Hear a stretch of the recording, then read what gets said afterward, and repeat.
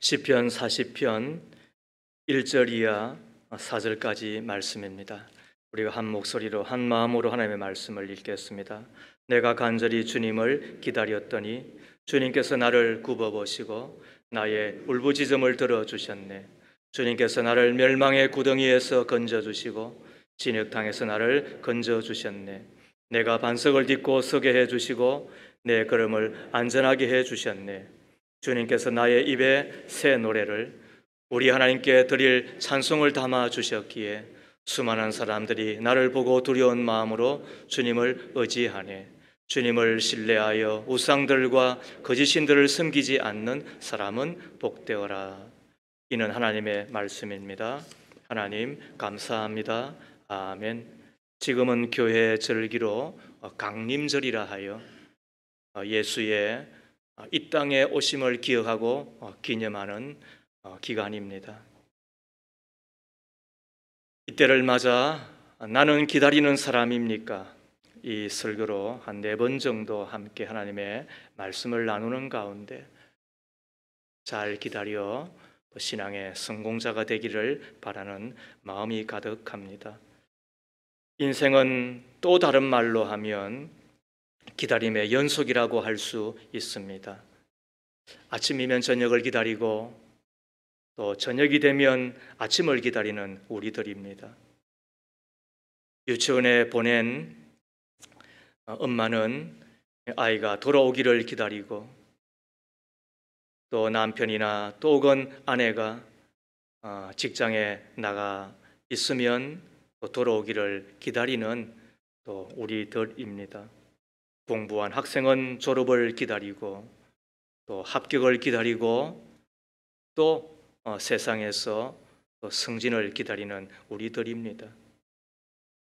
농사를 짓는 농부는 밭에 나가서 땀 흘리며 수고할 뿐만 아니라 가을에 풍성한 수확을 기다리는 우리들입니다. 이 기다림이 사람을 지탱하는 힘이 된다는 사실을 기억하시지요? 2차 대전 때 독일의 나체 포로 수용소에서 갑자기 많은 포로들이 죽어갔는데 사람들이 갑자기 죽자 포로 수용소 측에서 당황을 했죠. 왜 갑자기 사람들이 죽을까 조사를 해보았더니 성탄절을 맞아 포로들이 석방되리라는 희망을 가지고 있다가 성탄절이 지났음에도 불구하고 석방되지 않자 극심한 좌절감 때문에 죽어 나간 것입니다. 사람을 지탱하는 힘이 어디에 있다는 거지요?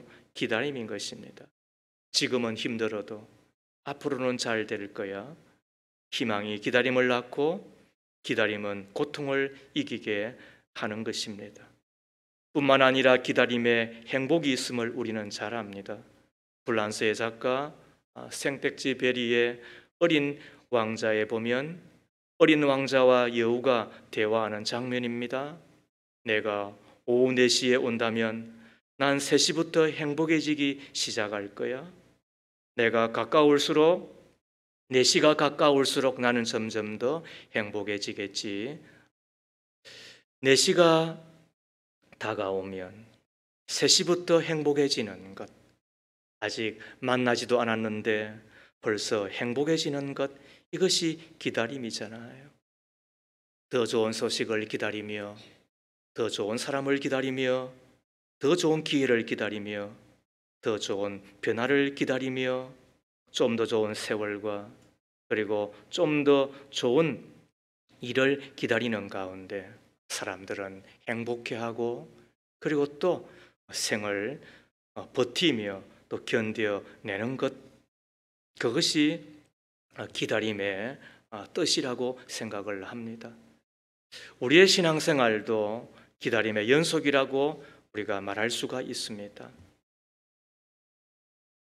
애굽에서 종살이하던 이스라엘 백성들은 출애굽이라고 하는 그 해방을 기다리는 자들이었습니다. 가나안을 향하여 나아갔던 이스라엘 백성들은 구름 기둥과 불 기둥이 움직이기를 기다렸다가 움직이면 따라서 이동을 합니다. 구름과 불 기둥이 하루를 머물면 그곳에 하루를 머물고, 열흘을 머물면 또 열흘을 머물러야 하는 저들이었죠. 철저하게 구름 기둥, 불 기둥의 안내를 받으며 그리고 기다렸다가 저들은 움직였습니다. 후에 바벨론에 죄로 말미암아 포로로 잡혀갔던 또 저들은 예루살렘으로의 귀환을 기다렸고 또 자유를 기다리는 자가 다 되었습니다. 그리고 또 저들은 오실 메시아, 우리는 이미 예수의 오심을 믿음으로 알고 있지만 그러나 저들은 기다리고 그리고 또 기다리는 자였죠. 예수님을 만난 이들은 성령님을 기다리기 위하여 마가의 다락방에 모여 하나님 앞에 간절히 구하는 자가 되었죠. 더 나아가 지금 우리는 다시 오실 예수, 재림주 예수님을 기다리는 자가 되고 있습니다. 이 모든 것을 생각해 보면 신앙이란 기다림이며 그리고 또 신앙인은 얼마나 잘 기다리냐에 따라서 성공하기도 하고 또 승리하기도 하는 것 같습니다. 오늘 본문에 보면 기다림의 달인이라고 할 수 있는 한 사람 다윗을 만나게 됩니다. 우리는 이 다윗의 기다림을 통하여서 기다리는 사람은 어떠해야 되는지, 이 강림절을 맞아 다시 오실 예수님을 기다리는 동안 우리가 기다리는 자로 잘 살아야 되겠는데 두 가지를 배우기를 소망합니다. 먼저 기다리는 사람은 기도하며 기다려야 합니다.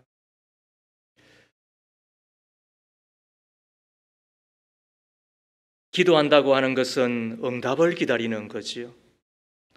응답을 기다린다고 하는 이야기는 지금의 형편이 불비하고 또 불편하다라고 하는 뜻이 됩니다. 다윗은 지금 멸망의 웅덩이에 처하여 있습니다. 예전 개역 개정에서는 기가 막힌 웅덩이라고 이야기하는데 그게 우리의 마음에 좀 더 와닿는 것 같습니다. 아무튼 웅덩이에 처하여 있습니다. 진흙탕에 빠져 있습니다. 웅덩이와 진흙탕이 어떠한 것인지 우리가 그 정확한 내용을 알기는 쉽지 않습니다. 그러나 분명한 것은 스스로 빠져나오기가 힘이 듭니다. 나오려고 하면 할수록 더욱더 빠져들어가는 처지입니다. 이때 다윗이 하는 것이 있습니다. 그게 뭘까요? 그거는 하나님 앞에 기도하는 것이었습니다. 1절 말씀에 내가 간절히 주님을 기다렸더니 주님께서 나를 굽어보시고 나의 울부짖음을 들어주셨네. 다윗이 분명히 왕의 때였을 겁니다. 왕에게 부족한 것이 뭐가 있어요? 혹은 불편한 것이 있다 하더라도 그러나 굳이 왕이 기도할 일이 뭐가 있겠느냐는 거예요. 우리는 다윗 왕보다도 훨씬 더 불편하고 불비한 삶을 살아가는 자들임에도 불구하고 기도를 잘 안 하는데 그렇잖아요. 그런데 다윗은 왕인데도 여기에 우리의 간담이 서늘해집니다. 그러고 보면 참 우리는 이상한 사람들입니다. 이렇게까지 참 기도하는 다윗을 봄에도 불구하고 우리는 아무것도 아닌데 그런데도 불구하고 기도를 덜 하고 기도를 안 합니다.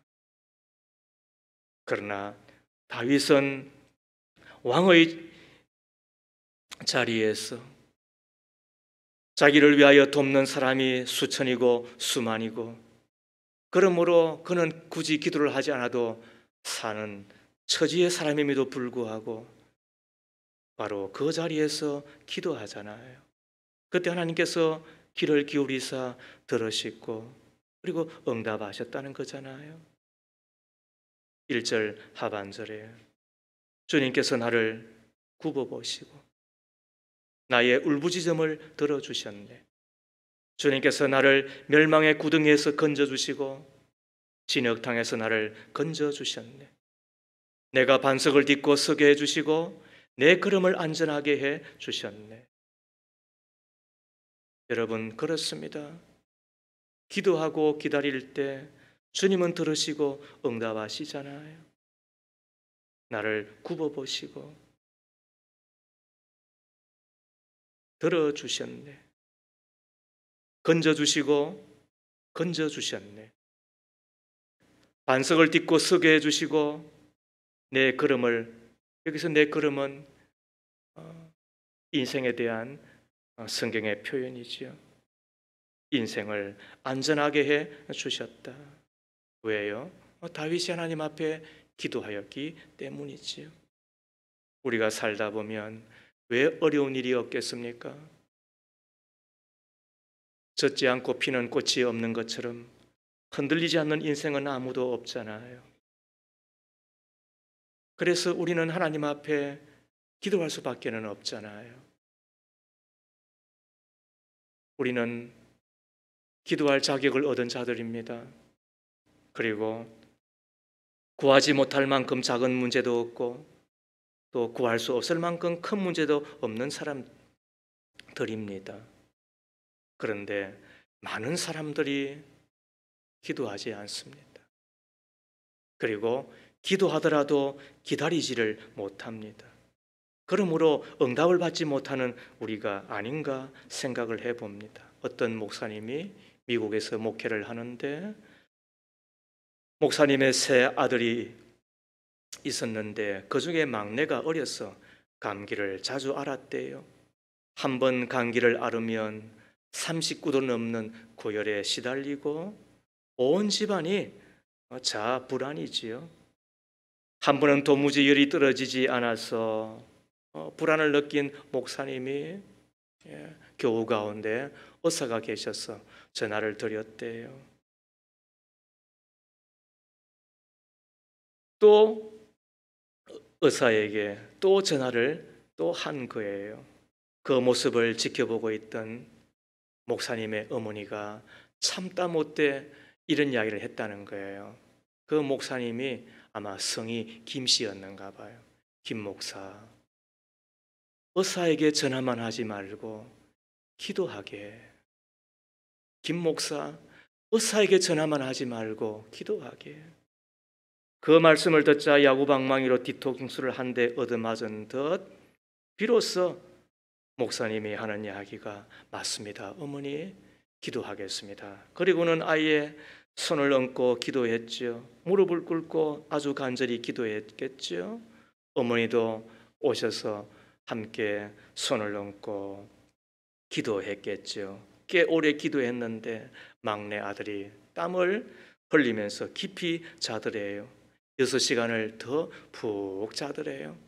그리고는 열이 다 없어진 거예요. 그 이후로 아이가 감기 거의 안 걸리고 건강하게 잘 자라더라. 기도 삼형제 중에서 가장 크게 제일 잘 자라더라는 이야기잖아요. 우리는 때로 죽을 지경에서 벗어나기를 기다리는 자입니다. 질병에서 나음을 기다리는 자입니다. 빚에서 벗어나기를 기다리는 자입니다. 혹은 우리는 성공을 기다리고 합격을 기다리고 형통을 기다리는 자입니다. 이럴 때 무엇을 해야 할까요? 우리 가운데 진로를 위하여 또 진학을 앞둔 학생들도 있고 또 결혼을 앞둔 젊은이들도 있잖아요. 우리가 뭘 어떻게 해야 되나요? 전도서 12장은 창조주 하나님을 기억하라고, 그리고 무엇보다도 오늘 하나님의 말씀은 기도하며 기다리는 제자가 되라고 이야기를 하잖아요. 반복되는 감이 있지만 그러나 여러분 도전을 드리기 위해서 하는 이야기예요. 저는 무려 밤낮 아침 저녁을 쉬지 않고 드리는 기도를 저는 7년간 결혼을 위해서 기도했습니다. 지금 와서 뒤돌아보니 주님께서 들으시고 응답해 주셨습니다. 큰일을 앞두고 있는 이들이 있습니다. 뭘 해야 되나요? 1986년도 신학대학원 재학 중에 제가 군 입대를 하게 되었는데 제 생각에는 기적이 일어났어요. 그곳에서 제가 뽑혀져서 육군본부, 제가 줄이 있어요. 그런데도 불구하고 육군본부, 육군중앙교회의 군종병으로 제가 들어가게 되었죠. 그곳에서 약 3년을 지나는 동안 기라성과 같은 대한민국의 모든 별들을 거의 다 만나보았습니다. 그들의 신앙생활, 교회생활을 곁에서 지켜볼 수가 있었습니다. 무엇보다도 사역자였는데 교회생활을 치밀하게 배울 수 있는 절호의 기회였습니다. 모든 것이 기적과 같은 주님의 은총이었습니다. 어떻게 그것이 가능했을까요? 쉼없이 기도했죠. 하나님께서 그 기도를 들으시고 응답하셨기 때문이라고 저는 말하지 않을 수가 없습니다. 출산을 앞둔 이들도 있습니다. 기도하며 기다리는 자가 되셔야 됩니다. 지난 다니엘 기도회를 21일 동안 보내면서 우리 최병민 집사와 또 우리 박예란 집사가 21일간 개근을 했어요. 초등학교도 들어가지 않은 첫째 우리 봄이, 둘째 빛나, 그리고 셋째 이루, 그리고 뱃속에 들어있는 넷째까지 그 아이들을 데리고 21일간 개근을 했습니다. 고등부 학생들에게 너희들도 한번 참여했으면 좋겠다고 이야기를 하면서 했던 이야기가 이런 유였다는 거예요. 나는 다니엘 기도에 참여하기 위해서 하루 종일 아이들의 눈치를 본다. 그 아이들이 컨디션 난조에 빠지면은 참석하기가 곤란하니까. 그러면서 21일간을 지켰다는 거예요. 제가 너무 마음이 감사가 들어서 저도 거의 아이들을 이 과자를 또 먹거리를 사주고 그래 했잖아요. 왜? 고마우니까. 무엇보다도 기도하면 하나님께서 반드시 응답하시잖아요. 이것은 다른 어떤 말로도 우리가 대체가 되어지지 않는 거잖아요. 우리가 아무리 좋은 것도 기도하지 않으면서 받으면 그게 나중에 우리 가운데 어떻게 될지 우리는 장담할 수가 없어요. 예를 든다고 한다면 아무리 좋은 배우자를 만난다 하더라도 조건은, 그런데 기도하지 않고 만나 결혼을 하면 눈물 흘릴 날이 많을 거예요. 그런데 조금 덜 갖추어진 이로 여겨진다 하더라도 기도하고 만나면 웃을 날이, 행복할 날이 많을 거예요. 왜 그럴까요? 그거는 내가 바라는 또 혹은 내가 원하는 그것에 따라서 행복과 기쁨이 되는 것은 아니라고 하는 거죠. 내가 어떤 마음으로 바라보느냐, 내가 어떤 믿음으로 또 어떤 마음가짐으로 그것을 안느냐에 따라서 달라지는 거잖아요. 그래서 아무리 똑똑한 아이를 만나도 기도하지 않고 만나면 나중에 진짜 애물단지가 되는 거죠. 그런데 조금 덜 된 듯해요.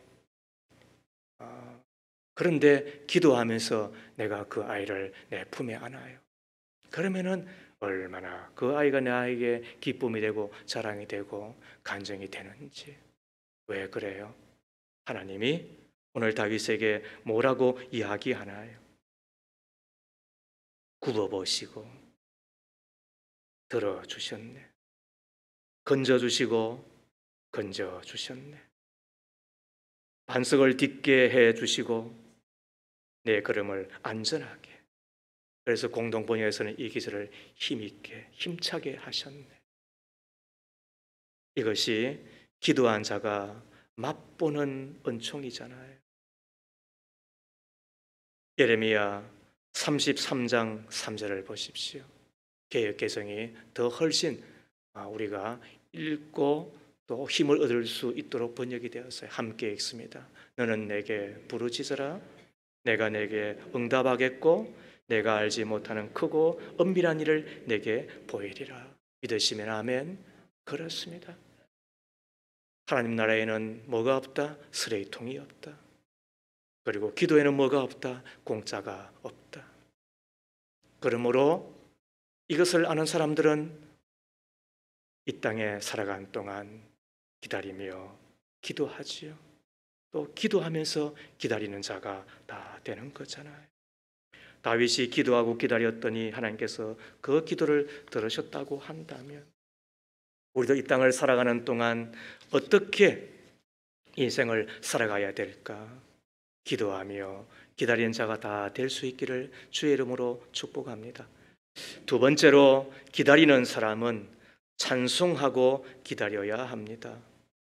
뭐 하고 기다려야 된다고요? 찬송하고 기다려야 합니다. 이런 이야기를 들으면 뻔하다고요? 설교는 뻔한 게 아닙니다, 여러분. 그렇게 천박하게 말씀을 판단하지 말아요. 문제는 내가 기도하고 있느냐가 중요한 것이지, 내가 찬송하고 있느냐가 중요한 것이지, 내가 기도하며 찬송하고 있느냐가 중요한 것이지 그 정도도 몰라요. 그런데 아는 여러분은 얼마나 기도하며 그리고 찬송하며 살고 있느냐는 거예요. 문제는 그게 아닙니다. 인생이 기다림이고 신앙도 기다림이라고 할진데 내가 뭐하고 있느냐? 내가 찬송하고 있느냐는 겁니다. 중국 모택동 시절 지하교회에서 복음 전도자로 사역을 하였던 왕명도 왕밍따우 목사님의 일화입니다. 그는 지하교회에서 복음을 전하다 공안 당국에 체포가 되어 모진 고문을 받습니다. 그 고문을 이기지 못하여 예수를 부인하고 풀려나게 되는데 석방에 되어 나오자 주님께 대한 숭고한 마음으로 얼굴을 들 수가 없었답니다. 이어 두통이 떠나지 않고 신앙의 양심에 견딜 수가 없습니다. 그는 이런 일들이 성령의 통곡임을 깨닫고 북경 거리로 나와 목에 간판을 걸고 다니며 울면서 외칩니다. 저의 이름은 베드로입니다. 저는 저를 사랑하신 주님을 배신했습니다. 그러나 다시 주님을 사랑하고 섬기기 원합니다. 여러분, 예수 믿으십시오. 그리고 얼마 지나지 않아 공안 당국에 다시 체포가 되고 그 후에 무려 19년 동안 감옥 생활을 하게 되었습니다. 그의 수감 소식은 지하교회 지도자들에게 큰 감명이 되었지요. 그의 뒤를 따르는 지도자들이 중국 교회의 부흥을 위하여 힘쓰고 애쓴 것은 당연할 것입니다. 19년의 수감 생활을 마치고 감옥에서 나오자 제크라이서 목사님이 그에게 와서 이렇게 묻습니다. 19년 동안의 감옥, 그 무서운 고통을 어떻게 이겨낼 수 있었습니까? 몸은 쇠약해질 대로 쇠약해졌고 손마디는 고문으로 뒤틀려 있는 상황이었지만 왕밍따오 목사님은 빛나는 눈동자로 찬송을 부르기 시작합니다. 나의 갈 길을 다가도록 예수 인도하시니 내 주 안에 있는 긍휼 어찌 의심하리요. 믿음으로 사는 자는 하늘 위로 받겠네. 무슨 일을 만나든지 만사형통하리라. 무슨 일을 만나든지 만사형통하리라. 찬송가 384장을 부른 후 그가 말합니다. 감옥에서 이 찬송을 잊은 적이 없습니다. 그리고 찬송의 가사처럼 하늘의 위로가 지난 19년 동안 제게서 떠난 적이 없습니다. 주님이 함께 하심을 느낄 때마다 행복한 마음으로 하루하루를 잘 지냈습니다. 그러고 보면 인생은 하루하루를 사는 것이지, 계획은 1년을 그리고 10년을 계획을 세우지만 인생은 하루하루를 사는 것이지. 하루를 살아갈 때마다 어떤 때는 숨이 막히고 어떤 때는 그 하루하루가 살아름과 같지만, 그러나 성령은 하루하루를 이끌어 가시는 것이지. 그런데 우리는 내일을 알고 싶고 미래를 알고 싶고, 그리고 알면 되는 것처럼 철학을, 개똥 철학을 우리가 내세우죠. 그러나 다 헛된 것이고, 인생은 어떻게 사는 것이다? 하루를 사는데 그 하루 동안을 우리가 살아가며 내일을 기다리는 동안 뭐 하는 거다? 기도하며 그리고 찬송하는 거다. 그 찬송의 시간에 그 찬양을 주님 앞에 올려드릴 때에 그 찬송의 고속도로를 타시고 하나님께서는 우리 가운데 오셔서 치료하시고 회복해 주시고 고치시고 일으켜 주시고 응답을 더하시고 하나님의 기적을 베풀어 주실 거지요. 사울이 악신에 들려 미친 자가 되어 있을 때에 다윗이 수금을 타며 찬송을 할 때에 그 찬송의 소리를 들으시고 우리 하나님이 찾아오셨잖아요. 지금도 우리가 동일한 것입니다. 그 찬송의 소리가 울려 퍼질 때에 하나님께서는 그 찬송의 고속도로를 타시고 우리 가운데 오시겠죠. 그러므로 시편 기자는 이야기합니다. 42편 5절 말씀에 함께 읽습니다. 내 영혼아, 내가 어찌하여 그렇게 낙심하며 어찌하여 그렇게 괴로워하느냐? 너는 하나님을 기다려라. 이제 내가 나의 구원자 나의 하나님을 또다시 찬양하련다. 여러분, 그렇습니다. 하나님을 기다리는 자, 하나님의 응답을 기다리는 자, 하나님의 일하심을 기다리는 자, 하나님의 기적을 기다리는 자, 이 땅 가운데 하나님의 역전을 기다리는 자가 있다고 한다면 이제 내가 할 일이 뭐예요? 나의 구원자 되시는 나의 하나님을 또다시 찬양하는 것 아니겠습니까? 그러므로 불평 대신에 원망 대신에 짜증 대신에 하나님을 찬양하는 자가 될 수 있기를 바랍니다. 그때 하나님은 그 찬양의 소리를 들으시고 절망을 희망으로 바꾸어 주실 것입니다. 하나님께서 기적을 베풀어 주실 것입니다. 다윗은 지금 하나님을 찬송하고 있잖아요. 시작은 기가 막힌 처지였습니다. 찬송이 아니라 울분이요, 노래가 아니라 통곡할 처지였을 것입니다. 그런데 지금 다윗은 찬송하고 있잖아요. 다윗이 위대해서 그래요? 다윗도 우리가 살펴보면 우리와 별반 차이가 없는 그렇고 그런 사람입니다. 두 가지 면에서 그렇습니다. 고난을 당할 때 쩔쩔매는 사울을 보면, 다윗을 보면 우리와 별반 다르지 않습니다. 유혹 앞에서 그냥 넘어지고 말잖아요. 우리의 아내 바세바, 여러분, 그냥 한 여인이 아닙니다. 우리아는 아둘람 굴의 바로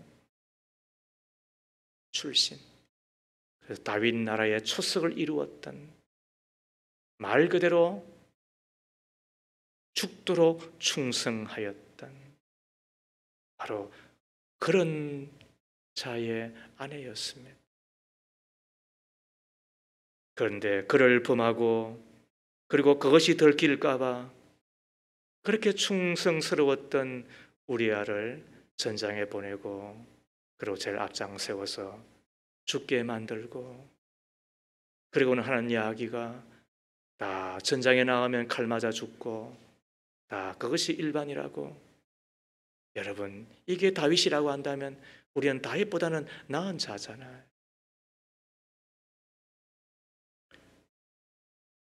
그런데 그가 우리와 다른 것이 있다고 한다면 그는 찬송하고 있잖아요. 왜요? 하나님이 찬송을 그 입술에 담아 주셨다는 거예요. 찬송이 터져 나오게 해 주셨다는 거예요. 그게 3절이에요. 주님께서 나의 입에 새 노래를, 우리 하나님께 드릴 찬송을 담아 주셨기에 수많은 사람들이 나를 보고 두려운 마음으로 주님을 의지하네 그랬는데, 이것을 공동 번역에서는 이렇게 번역을 했습니다. 함께 읽습니다. 주님께서 내 입에서 새 노래가 터져 나와 우리 하나님을 찬양하게 되었다. 사람들은 나를 보고 옷깃을 여미며 야훼를 믿게 되리라. 아멘. 내 입에서 새 노래가 터져 나와 우리 하나님을 찬양하게 되었다. 참 기가 막히잖아요. 그럴 처지가 못 되는데, 멸망의 웅덩이, 기가 막힐 웅덩이, 진흙탕이라고 하는 그 형편이 어떠한지 잘 몰라요. 그런데도 불구하고 다윗은 어떻게 한다고요? 입술에서 터져나오는 찬송으로 하나님을 찬송하고 있는 거예요. 그러자 곁에 있는 사람들, 옆에 있는 사람들이 그 찬송하는 다윗을 보고, 야, 내가 믿는 하나님은 진짜구나. 내가 믿는 하나님은 진짜 하나님이시구나. 그래서 저들이 고백하는 거예요. 4절 말씀에 주님을 신뢰하여 우상들과 거짓신들을 섬기지 않는 사람은 복되어라. 그러면서 저들이 주님을 두려운 마음으로 더욱더 의지하게 되는 거잖아요. 오늘 어떻게 다윗이 입술에서 터져나오는 그 찬송으로 하나님을 찬송하지 않을 수 없었을까요? 그 해답이 2절에 있는 거예요. 주님께서 나를 멸망의 구덩이에서 건져주시고 진흙탕에서 나를 건져주셨네. 내가 반석을 딛고 서게 해주시고 내 걸음을 안전하게 해주셨네. 우리도 살다 보면 이런 일 저런 일을 당하잖아요. 그래서 멸망의 구덩이에 빠지기도 하고 진흙탕에서 우리가 허우적거리기도 하잖아요.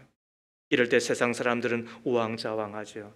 그러나 우리는 믿는 구석이 있어요. 그게 뭘까요? 우리를 건지시는 하나님. 우리를 건지시는 하나님. 이것이 구원인 거예요. 우리는 구원을 그냥 죄에서 구원하여 지옥에서 천국으로 이끌어 가시는 거구나. 예, 맞는 말이에요. 그러나 건지심이 구원이에요. 그리고 건지셔서 우리를 이끌어 가시는 것이 뭐라? 그게 샬롬인 거예요. 질병에서 건지시고 우리를 건강케 해주시는 것이 샬롬이에요. 가난에서 건지셔서 부유케 해주시는 것이 구원이고 그게 샬롬인 거예요. 우리를 누추함에서 건지시고 존귀한 자가 되게 해주시는 것이 구원이고 그게 샬롬인 거예요. 우리를 낮은 곳에서 건지시고 죄에서 건지시고 마귀의 손에서 건지시고 그리고 지옥에서 건지시고 천국으로 이끌어 가실 뿐만 아니라 강한 자가 되게 하시고 우리로 의인 되게 하시고 하나님의 자녀가 되게 하시고 이 땅에서 천국 인생, 잔치 인생 춤추며 노래하며 기뻐 뛰는 인생을 살게 해주시는 것이 뭐다? 그게 구원이요, 그게 샬롬인 거예요. 그것을 경험한 자는 하나님을 찬송하지 않을 수가 없는 것이지요. 그것을 우리는 하나님이 다윗에게 해주셨던 것을 우리는 믿기 때문에 이 땅에 기다리는 동안 할 일이 뭐라고요? 그게 하나님을 찬송하며 살아가는 것이잖아요. 그렇다면 제가 다시 묻는 거예요. 여러분 하루에 얼마 정도를 찬송하고 계시는 거예요? 여기서 찬송이라고 하는 이야기는 또 다른 말로 하면 노래만이 아니에요. 하나님을 경배하며 하나님을 예배하는 것인데 여러분 일주일 가운데 몇 번쯤 예배하며 살아가는 거예요? 여러분들은 몇 번쯤 예배하며 주님을 경배하며 그리고 주님을 노래하며 주님을 찬송하며 살아간 자가 되는 거예요? 그래서 없는 것만큼 하나님의 응답도 없는 거지요. 있는 것만큼 하나님의 응답도 하나님의 건지심도 하나님의 샬롬도 우리 가운데 있는 것 아니겠어요? 우리가 지난번 박모세 다니엘 기도회에 나왔던 그분의 어머니 이야기 들어보셨죠? 진짜 온몸의 세포가 전율을 일으키는 듯한 것을 우리가 보게 되었잖아요. 낳을 때 이미 의사들은 죽는다. 살아도 100% 병신이다. 그리고 보지 못할 거다. 듣지 못할 거다. 걷지 못할 거다. 말하지 못할 거다. 아니 뇌를 70%를 잘랐는데 그럴 수밖에 없잖아요. 그런데도 불구하고 살려만 주시면 제가 책임지겠습니다. 그리고는 의사를 찾아 강남 성모병원에 내 전문 의사를 만나 여기서부터 이 기도까지 뭐예요? 가늘한 담을 관을 박아서 내수가 흐르게 하고 그렇게 하였더니 60%가 자라고. 그런데 말을 할 때 제일 먼저 그가 사도신경 그리고 주기도문을 하고 그리고 더 나아가 하나님을 찬양하게 되었는 그 아이의 그와 같음을 그리고 살려만 주시면 책임지겠다는 이야기와 함께 그의 할머니, 시어머니가 시작하였던 그 기도. 그리고 하루라도 더 부하야만 나를 위하여 기도해 줄 거라고 그래서 아예 집을 정리하고 그 철을 교회 기도실로 옮겨서 무려 몇 년 동안 25년 동안을 기도하였던 여러분 전주리는 하지 않아요. 우리가 어떻게 살아야 되는지 우리가 생각되어지지 않아요. 열려지지 않는 문이 많아요. 왜? 기도가 없기 때문에. 닫혀진 것이 너무 많아요. 우리가 기도를 쉬기 때문에. 우리가 기도를 시작할 수 있다고 한다면, 기도를 계속할 수 있다고 한다면, 기도와 함께 그 찬송을 주님 앞에 올려드릴 수 있다고 한다면, 다윗도 우리와 별반 다르지 않잖아요. 그럼에도 불구하고 하나님 앞에 기도하고 기다리면서 기도하고 그것도 간절히 왕인데도 불구하고 울부짖잖아요. 여러분들은 어느 정도 되는 거예요? 내 체면에 여러분 체면이 뭔데요? 여러분들의 처지에 여러분의 처지가 뭔데요? 왕도 그렇게 기도하는데 우리는 손 들고도 찬양 잘 안 하잖아요. 그래서 저는 그래요. 저 사람 100% 거듭난 게 아니다. 영은 거듭난지는 모르지만은 그러나 마음 더 나아가 육이 거듭나기는 아직은 아닌 거다. 저는 그렇게 생각을 합니다. 그리고 그게 맞는 말입니다. 그런데 다윗은 손을 들고 기도하잖아요. 손을 들고 하나님 앞에 찬송하잖아요. 왕인데도 불구하고 우리는 체면 생각하고 안면 생각하고 누가 나를 볼까 봐 생각하고 그런데 막상 사람은 보는데 하나님은 안 보잖아요. 그 하나님이 누구인데요? 그렇다면 우리에게 뭘 우리가 기대할 수 있는 거예요? 하나님의 건지심. 건지시고 반석 위에 굳게 서게 하시고 뿐만 아니라 내 걸음을 내 인생을 힘있게 걷게 주시는 것이 우리 가운데 지금 기다리고 있는데 그렇다면 우리가 해야 될 일이 뭐예요? 백기현 교수라고 여러분 들어보셨어요? 성곡 오페라단 단장 백기현 교수의 간증을 들으면 전율이 납니다. 그래서 제 설교는 그냥 서술식으로 책에 읽는 것, 읽는 것도 중요하고 그것도 필요하지만 그러나 제가 생각하고 있는 것은 그렇지 않아요. 저는 설교를 만드는 사람이 아니라 성도를 만드는 사람이라고 하는 생각을 늘 하니까 저는 설교 가운데 어떻게 하든지 간에 공감이 갈 뿐만 아니라 우리의 마음에 깊은 도전을 주는 이 간증이나 예화들을 찾으려고 해요. 그 가운데 하나가 바로 이분의 이야기예요. 그는 충남 공주에서 태어났습니다. 서울대 음대에서 성악을 전공했습니다. 빈 국립음대를 졸업하고 그리고 27살에 국립공주대학 음악교육과 교수가 됩니다. 이후에 창작 오페라 이순신을 작곡하여 세계 각국에서 연주하고 그리고 상이란 상은 다 받고 화관 문화훈장도 받습니다. 그런데 이분이 2살 때 자신의 어머님이 친척집에 자기를 맡겼는데 8살 난 자기의 고모가 자기를 업고 마루에서 거닐다가 넘어졌는데 그때 척추가 거의 부러져 버렸습니다.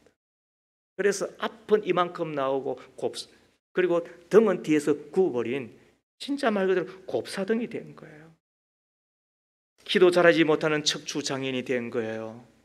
곱추로 50년 이상을 살아야 했으니 그 고통이 어떠했겠습니까? 말로 형언할 수 없는 고통스러운 삶의 연속이었다고 본인이 고백합니다. 다만 불행 중 다행인 것은 공부할 마음이 있어 그래도 공부 열심히 했고 15살경에 교회에 출석하게 되었다는 겁니다.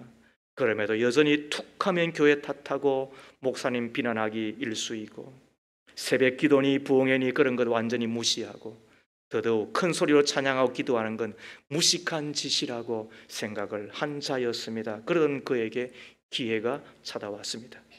2005년 2월 그날은 그가 나이 55살 되던 때였는데 논산 궁산 기도원에 가게 되었는데 말씀 시간이 되니까 강사 목사님이 나와서 회중들에게 앞을 보세요, 십자가 바라보세요, 하나님이 함께 하십니다 하시면서 여러 번 말씀하시더래요.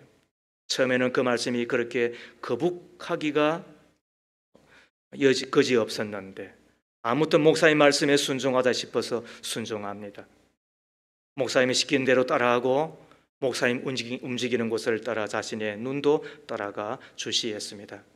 그런데 그날따라 강사 목사님이 자신을 지목하더니 따라하라고 하더랍니다. 예수의 피로 제사함 받았다. 그래서 처음에는 궁시렁 거리듯이 예수님 피로 제사함 받았다. 예수님 피로 제사함 받았다.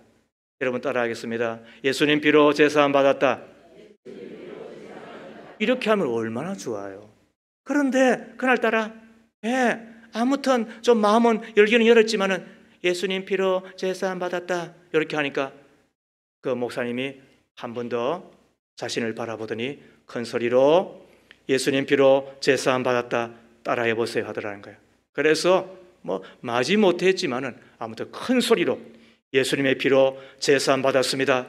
그 소리를 하는 순간에 하나님이 자기를 만지기 시작하더라는 거예요. 이거는 시라니까 들으십시오. 그리고 이미 동영상 간증이 떠 있으니까 가서 들으십시오. 백기현 교수예요. 솜사탕 같은 것이 바람결 같은 것이 백기현 교수의 옆구리를 건드리는 것 같았대요. 그동안은 건성적으로 할렐루야 아멘 하고 말았는데 그날 저녁엔 자신도 모르게 내면 깊은 곳에서 할렐루야 아멘 하기 시작했대요. 그리고 얼마 후 그의 의지와 상관없이 하나님께서 그의 팔을 만지고 다리를 만지고 고개를 만지고 어깨를 만지고 허리를 만지고 그리고 등을 만지시는데 등줄기에 멈추어 두었던 가까워했던 그 무엇인가가 툭 터지더래요. 두려운 마음으로 잠시 정신을 차리자 두려워 말라 내가 너의 구번등을 편다 하시면서 성령님이 역사하기 시작하시더래요. 그렇게 첫날 집회에서 놀라운 체험을 하고 집으로 돌아와서 목사님이 시킨 대로 부흥강사 목사님의 간증 테이프를 듣고 잠을 자려는데 다시 성령께서 말씀하시더래요. 두려워하지 말라 내가 너의 등을 다시 편다 하시면서 온 몸을 비틀기 시작하는데 정수리를 갈라서 대못 2개를 뽑아내는 것 같은 느낌이 들더래요. 이것은 사탄이다 이야기하면서 하나님께서 그렇게 뽑아주신 것이었대요. 그리고는 닷새 동안 그의 몸을 친히 만지고 머리부터 어깨, 등 모두를 다 만지면서 그를 펴주신 거예요. 대학교 때 척추 환웅 수술을 받으며 수유를 하는 통에 B형, C형 간염에 시달렸는데 그것도 하나님께서 온전히 고쳐주신 거예요. 2살 때부터 50년 이상을 곱사등으로 살았던 그를 하나님께서 건지셨는데 어떻게 건지셨다? 그의 병에서 건지셨다. 그게 뭐다? 샬롬이다. 그리하여 그의 질병이 변하여 건강이 되었죠. 그가 오페라를 하면서 잘 나가다가 국가부도 사태 1997년인가요? 그걸 만나서 빚을 졌는데 도저히 교수를 하면서 빚을 갚을 수가 없었대요. 도저히 어떤 길이 없었대요. 그런데 하나님께서 그를 또 부유하게 해 주셨다는 거예요. 그게 샬롬이잖아요. 이 백기영 교수는 정상인이 되어 반듯한 모습으로 자신을 견고하게 힘있게 세우신 하나님을 찬양하고 그리고는 그 하나님을 증거하고 있는데 자, 사진 한번 보세요. 자, 이분 걔가 쭉 펴 있는 거예요. 성준아, 예배는 그렇게 드린 게 아니다. 내가 여러 번 이야기를 하는데 내가 더한 이야기를 하지 않는다. 그러나 아무튼 예배는 그렇게 드리는 게 아니야. 예배를 드리는 곳에 가서 예배를 드리거라. 그렇다면 예배를 잘 드릴 수 있는 곳에 가서 목사의 말씀을 들을 수 있는 곳에 가서 예배를 드리거라. 자, 보세요. 저분이 50년 동안 그것도 몇 살 때? 2살 때 병신되고 장애인되고 사람 노릇 못했던 분들이 그날 밤에 어떻게 했다고요? 하나님이 찾아오셔서 만지고 그리고 매 만지고 펴고 그리고는 어떻게 했다고 정상이 되게 해주셨잖아요. 그 다음 보세요. 저게 저분의 찬송하고 간증하는 모습이에요. 이쯤 되면 우리가 어떻게 돼요? 할렐루야 아멘 해야죠. 예수의 피가 나를 제 삶의 은총을 더하여 주실 뿐만 아니라 나를 어떻게 한다? 건지신다. 질병에서 건지신 줄 믿으시기를 바랍니다. 가난해서 건지신 줄 믿기를 바랍니다. 나의 무지와 누참에서 건져주시는 줄 믿기를 바랍니다. 땅에서 건지시고 재에서 건지시고 마귀의 손에서 건지시고 지옥에서 건지시고 그리하여 천국 가게 하시고 부한 자, 강한 자, 능한 자 그리고 복된 자 되게 주신 줄 우리는 믿잖아요. 우리가 이 사실을 우리가 믿는다고 한다면 우리는 더 좋은 것을 기다리는 동안 천국을 기다리는 동안 우리가 어떻게 해야 된다고요? 우리가 찬송하며 사셔야죠. 인생은 기다림의 연속인 것입니다. 사람을 기다리고 그리고 그 날을 기다리고 또 혹은 좋은 일을 기다리며 역전을 기다리며 무엇보다도 역전케 하시는 하나님 그리고 그분의 나라, 그분의 집, 나의 집을 우리는 기다리는 자가 되고 있는데 제가 하나님의 교회를 목양하면서 좋은 교회 만들려고 한 이유가 있습니다. 뿐만 아니라 우리 어르신들을 위시하여 여러분들에게 최고의 것으로 대접하고자 하는 마음도 있습니다. 이유는 단 한 가지입니다. 이렇게도 좋은 곳, 이렇게도 잘해주는데 내 아버지 집은 얼마나 더 좋겠느냐. 그거 하나 때문에 제가 여러분들을 위하여 모든 것을 다 양보하고 여러분들을 잘해드리려고 좋은 교회 만들어서 내 집보다 더 좋게 그리고 가장 좋은 곳에 모시고 가서 여러분들에게 보여드리는 이유는 한 가지 이유, 뭐 때문이다? 내 아버지 집, 내 천국은 이것보다도 얼마나 더 좋은 곳이겠느냐. 우리가 그곳을 기다린다고 한다면 이 땅에 살아간 동안 뭐 하자? 기도하며 살자. 그리고 찬송하며 살자.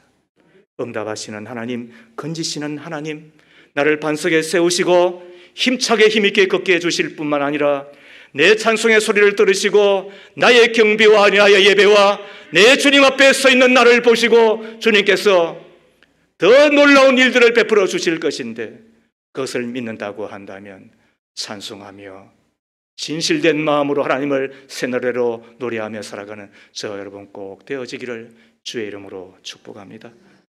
살아계신 하나님, 강림절을 맞아 기다리는 자는 어떻게 살아야 되는지, 사람을 기다리되 좋은 시절을 기다리되 좋은 일을 기다리되 무엇보다도 일하시는 하나님, 기적을 베푸시는 하나님, 내 아버지 되신 하나님을 기다리는 자는 어떻게 살아야 되는지 기도하며 기다리는 자가 되게 하옵소서. 찬송하며 기다리는 자가 되게 하옵소서. 기다리는 동안 주님만이 생각하며 살게 하옵소서.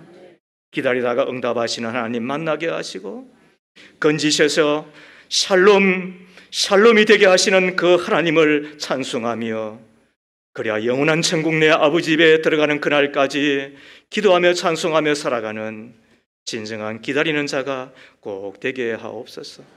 예수님 이름으로 기도합니다. 아멘.